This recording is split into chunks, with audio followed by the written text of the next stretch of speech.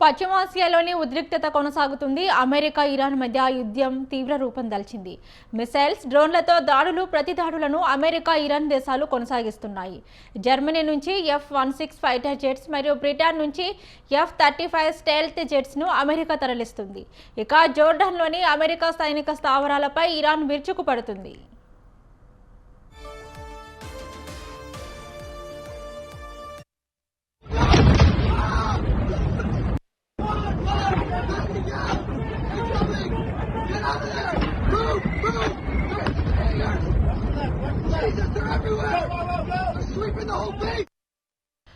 పశ్చిమాసియాలోని ఉద్రిక్తత కొనసాగుతుంది. America, Iran మధ్య యుద్ధం తీవ్ర రూపం దాల్చింది.